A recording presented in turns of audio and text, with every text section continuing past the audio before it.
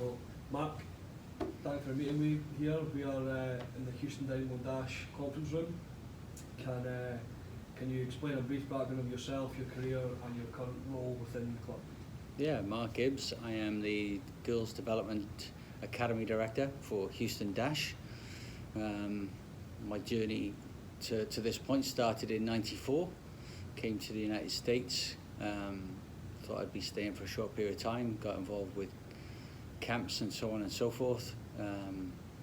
Through that period then, through coach education, personal development, worked 10 years at my craft in Arkansas, then moved to become the State Director of Coaching in Mississippi. From there became the Director of Coaching at West University Soccer Club, which is now called Houston Express, which is now called Rye Soccer Club. And then a year ago was provided the opportunity to become the Dash Academy Director, which is my current role. Excellent. That's a long role. You came to America the year I was born. Thanks for making me feel a little bit aged. Just trying to make you feel comfortable. So how would you define instructional leadership, and how do you use it within your role as a Girls Academy Director? Instructional leadership is probably just try to flip the classroom. Okay. From my standpoint, when I'm working with peers, and when we're trying to draw out information. Let's say it's building a game model. How do we draw the educational part of that out of the people within the room?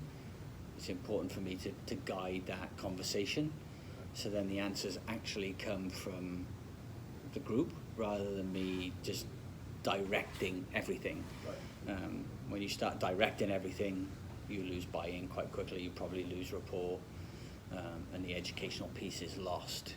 The value of, if you like, flipping the classroom for a term, I find is an effective way to draw out further educational conversation within the department. Interesting. So just building off that, so what would you define, what would be your major differences between being a coach and being a director of a program like you are, based on your experience? What are the two, in terms of their daily roles, what would be a couple of mainstays that are just so completely different from the day-to-day running? The day-to-day running is when I'm a coach, I'm worried solely about, if you like, it's a singular process. The process of I'm in charge of this team, versus when you're a director, you're in charge of a complete program. So your grasp has to be, and your ability as a director has to be able to know the strengths and weaknesses of a little bit similar, if you like, to a team, because you have to understand the strengths and weaknesses of the people that you're working with. Similar as a coach, but with a coach, you're worried about that group's individual success and their individual growth, and their journey throughout the course of our program. Versus when you're a director, it's about the collective group. It's not just we can't just single out one group versus another. It is about the complete program. And when you talk about the complete program, you're going to get the people that work with you to understand that it's our teams, and our players and our staff and our program and our club. Versus I think when you're a coach, your role is very simple. It's just about those players. If it's 10 players, 12 players, or 18 players, that's your job as a coach. And it depends on the level too, right? Where your mentality and thought process and direction is. If you're dealing with youth players, or you're dealing with collegiate players, or you're dealing with pros. So, but as an academy director, it is about the success of the program, and that takes balance, right? Because sometimes within that program, some teams will be successful, some teams won't. There will be peaks and valleys within that journey for those teams. It's important that we, as we go through the course of that year, and how we, if you like, periodization that out for all those teams, that at the end of it you get as close to your goals as you possibly can as a director. So, next question, have you ever dealt with a marginal coach, and by that I mean a coach that you feel has excellent knowledge and understanding of the game, but the lack of man management and ability to teach the game hinders the individual learning within the group and then negatively affects the performance environment? The simple answer is yes. Dealing in the past and dealing with the current, sometimes you have, when this situation arises, I always find that it's the adaptation of the individual. And the adaptation of the individual is, are they adapting, are they looking to adapt into the culture in which they're walking into, or are they asking the culture to adapt to them? And that's the pitfall, because when the individual coach that is having issues, is having struggles in terms of their ability to work with their peers or to work with players, is probably consistent messaging from a standpoint of dealing with the players.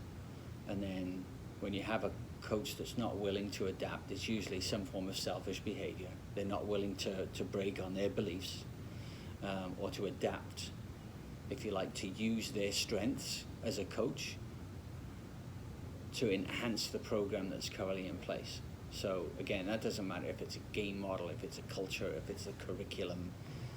That coach is always going to find it very difficult and receive pushback if they're not willing, one, to build rapport with their colleagues, that they're not willing to adapt to, whether it be the SOP style of play. The game models are set in place by the club and the directors within that department. Then the short-term road will be very bumpy, and it's important that it's two things. You either hire slow or fire fast. What's been successful in your long career? Probably hiring slow. It's a little bit like adding a player in the middle of the season. Right? How can we gradually move that player into the family atmosphere, if you like, of a team setting, and how they adapt? Can they show that they're willing to provide servant leadership? So the same for a player is the same for a coach. Servant leadership and checking your ego at the door is essential. If you don't check your ego and you're not willing, if you like, to strip back everything, remember what you learned, remember the experiences you have as a coach, but if you don't peel that back and be willing to start and learn in the environment that you're walking into, and you're trying to get it to flip the other way as a coach, then that process is going to be difficult. So when you've answered a lot of the next question there, but when you identify that individual as a director, what supervision do you provide, and then how is he or she then evaluated to monitor their improvements for future performance? Twofold. You have to log the things that you're seeing. You have to make sure that there's, if you like, other senior leadership within that, viewing that same process. So it's just not one's my opinion or another person within the leadership's opinion. This is a shared and viewed issue, and then from that point, then you have to have one-on-one meeting. That then can be, the improvements can be also taken in the form of education. So that person would probably benefit from understanding and adapting to and learning, if you like, from coaching education courses here in the United States, that this is how, if you like, in simplistic terms, this is how we do it, versus you're on this bus and this bus is moving this way, versus you're trying to get bits and pieces to see it your way. That's not going to happen. So with evaluation and documentation from senior leadership through coaching education and personal growth, that they can hopefully come around, because ultimately you want that person to be here a long time. Hiring fast doesn't help anybody, but at the same time, if they're not of the right fit, then the removal is essential, because what will happen is that cliques will form. Coaching peers on the same level as that coach that we're having problems with will become divisive, and if we don't have trust, if you don't have trust in that group, nothing matters. It's over. Because the other people that are on the bus with the directors or the senior leadership, if they can't fit that mold, then the other staff members within that group will be like, well, why am I doing it and they're not? So the person either naturally the person with issue either naturally has to, you'll see them fade into a different direction, or you'll see a further divide within the staff. So from my standpoint, it's very important that we take those 3 steps: documentation of the issues, conversation about the problems that we're seeing, and providing a solution through coaching, education, or personal development. And then where are we in the short period of time versus. So when you're going, it sounds like a big long out process. How would you describe the emotional aspect of that process? Because our job is so emotional, right? We're dealing with other people's kids, and you're in a very emotional environment, emotional game, and then realising you have got a marginal coach, and then providing that instruction with ownership. Have you ever had to let anyone go? And what does that process look like? Yes. The process is extremely emotional, because we probably spend more time with our colleagues and players than we do our own families. So the relationship is either typically, I would say, pretty close network, a group of people, because you learn to travel together, you learn to know their likes and dislikes, even to know what they like to drink and what they like to eat, what their preferences are. So when you do have to rip the Band-Aid off and remove a person, it can become very stressful. It can become very personal. Maybe sometimes you make the right choice, maybe sometimes you haven't. But I think it's important that you provide concise, clear communication when that decision is made. That it's not a drawn-out conversation, that if you do have to remove that person, then your thoughts are clear, your thoughts and guidance before you enter that conversation of removing that coach or releasing that coach. There's even though it's very emotional, there's less emotion in that conversation, and it shouldn't be a long conversation. The longer that conversation takes place, for me, I feel that